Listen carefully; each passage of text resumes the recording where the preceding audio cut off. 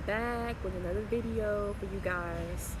So today we're going to be going over the power of forgiveness. The power of forgiveness and learning how to forgive is not always easy. And I'm going to be honest with you. I couldn't forgive certain people who, I was in a situation where I had someone play me so bad. I couldn't tell people how bad, I was played. I mean, people had their own assumptions and everything like that. But I was actually in a situation where I was with this guy and took him in, under impression that, he really needed help and he was down and out. And maybe he was in that given point in time. And, I was actually set at that time. This is back in 2018. I was set to actually try to get my home by the end of that year or the beginning of 2019. I had just finished my undergrad. And I'm in graduate school right now. Got with this guy, and off the back he was asking for money, but I had history with him. I knew him back when I was 17. So I guess because of the history, more so than anything, I didn't feel like I had to set up boundaries or where he had to earn my trust. And mind you, a lot of things happened in that time where we broke up before we, I guess, got back in cahoots with one another. I'm not going to say a relationship. I'm not even going to say that was a situationship. One thing led to another, and I ended up, paying his sister bills, giving him money, not every time, but paying a light bill, giving him money to give to her, and everybody I felt was in on it, because as soon as this guy left me and was like, I don't want nothing to do with you spiritually, physically, mentally, sexually, nothing, and blocked me after that. Mind you, after all I had did, bailing this person out of jail, giving them, feeding them, what I'm saying? They didn't have nothing, and the whole time, you going behind my back telling another chick who don't like me that both of y'all lying, that y'all not dealing with one another and keeping me in the blind, and you going back and telling a person that had no respect for me that you using me. How could you betray me like that and then lie about it to my face you think I'm not going to find out? Betrayed me in the worst way, just going behind my back, stole money off my card, thought I didn't know about it, invited him into my home. He stole money out my house. He thought I didn't know. I keep my money wrapped up a certain way so I know when it's been taken with. And I was I can't believe this guy. You hard up for money that dang bad. You got to go out here and do women like this?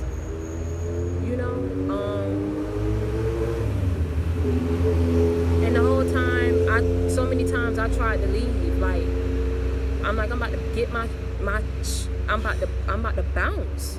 And every time he would mess with this, what people didn't know, he would F with my mind so bad because he knew I had so much love. I couldn't shake that. I swear for God, I never loved nobody. I'll probably never love nobody like that again. And he screwed it up too, so I would never. But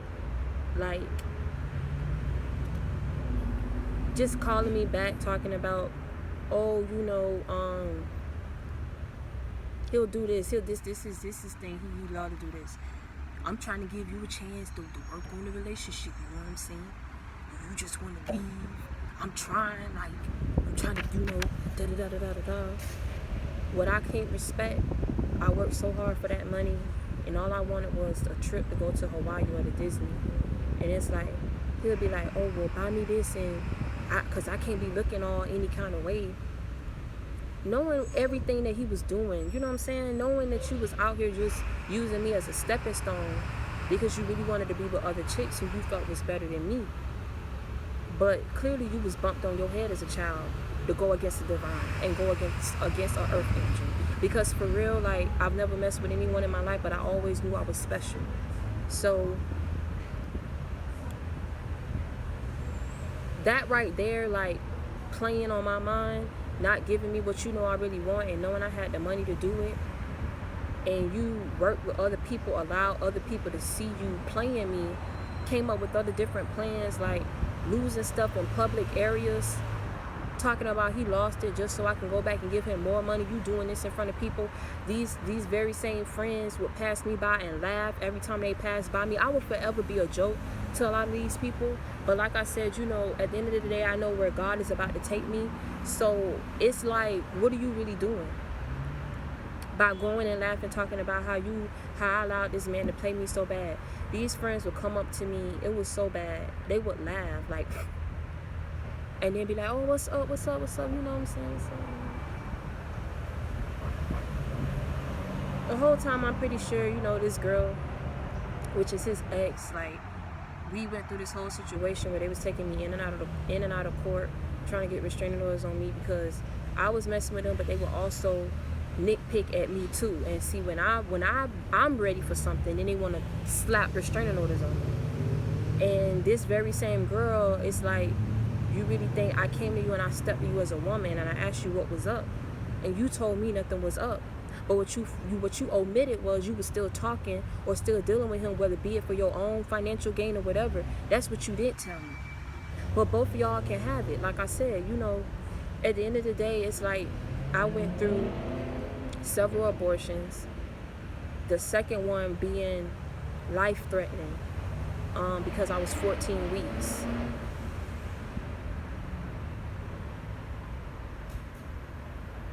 And I didn't want to do it.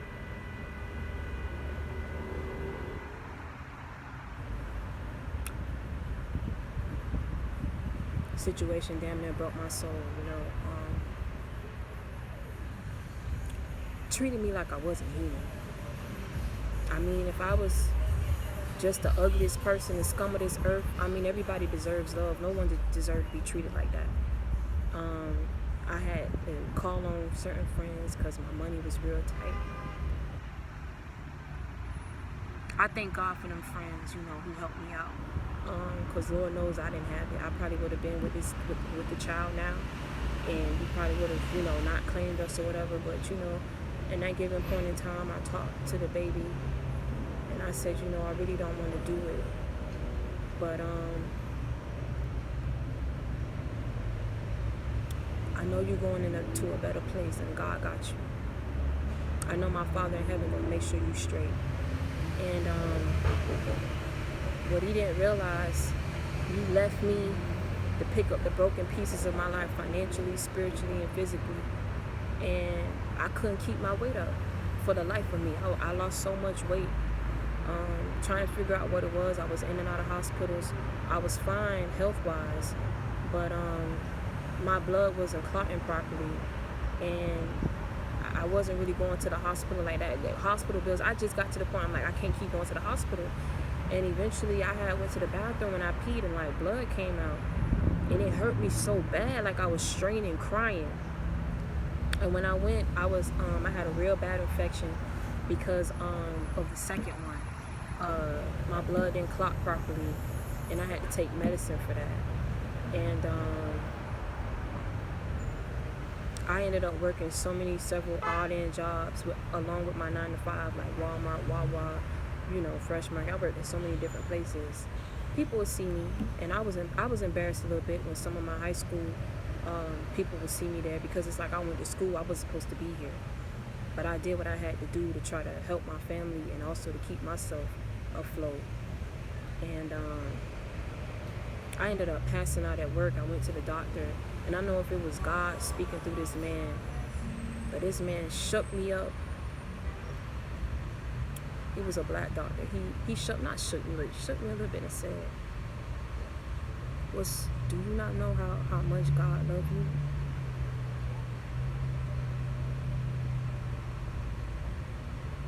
You could have lost your life. Do you understand me? You have to eat right. You have to take care of yourself better. What's going on? Because I've never seen this in someone this young. I normally see deterioration like this in people like in their health in their mid-30s, not still in your 20s.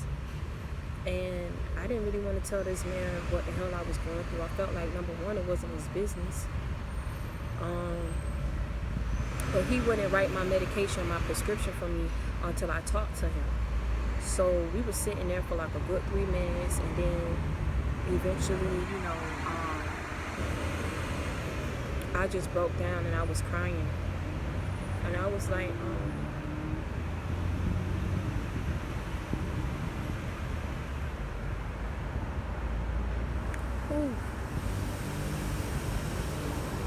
I really didn't want to post this video, but Spirit kept nudging at me like, people gotta know like what you went through.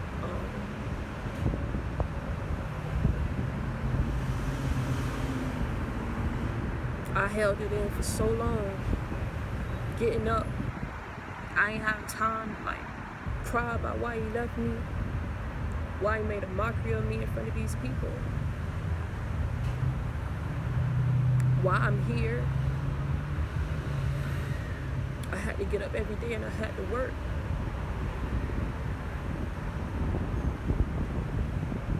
But that man made me face it. Like, I felt inhuman. I felt like, how could you do that?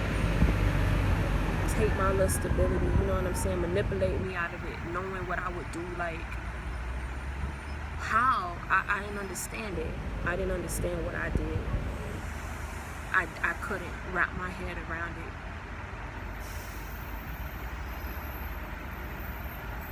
And eventually I got my medication, and I went home. And then my mom, grabbed my face and she was like, "You not looking like my daughter. Like, you not looking like my daughter." I had lost so much weight. I kept trying to eat. My weight wouldn't stay up for the life of me. People would see me and be like, "Dang, you used to be thick. Now you skinny." And it hurt just people having to see me go through that and not knowing what I was going through. Like, I was scraping, robbing Peter to pay Paul, trying to screw up 2 pennies together. People didn't even know it. And I kept my wits about me. I kept telling people, "Yeah, I'm doing this. Yeah. But I was struggling. And in the midst of me struggling, I didn't get not one call from him or his family or nobody. And then I had to be going through a situation where it's like constantly being reminded of what I could have had, and people seeing me. It's like I just didn't want to be where I was following that situation. I shouldn't have had to be there. And bit by bit, piece by piece, I was so depressed. My room, everything was just I just didn't want to get up out of bed. And I just remember falling asleep because really, more so than anything, the emotions was nudging at my soul. And I remember going to sleep, and it was just a real bright light. And my grandma came up out of her door, and she was wearing, my grandma liked to wear the kids, if I'm saying it right, the little kids' shoes. She always would wear like a little regular shirt and some jeans, and that's what she was wearing in this dream.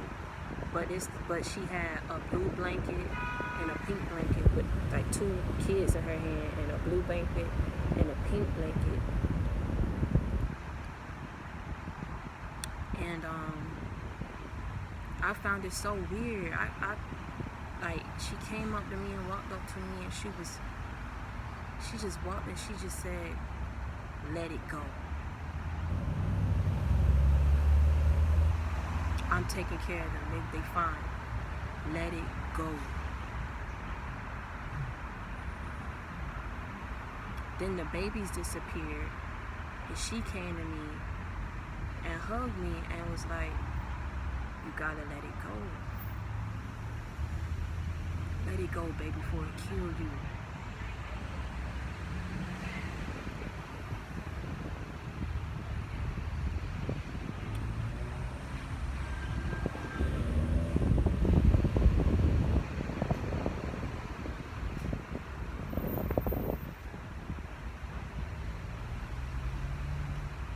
I always knew my grandma was my guardian angel, but that confirmed it right there. And in the dream, I was crying so hard.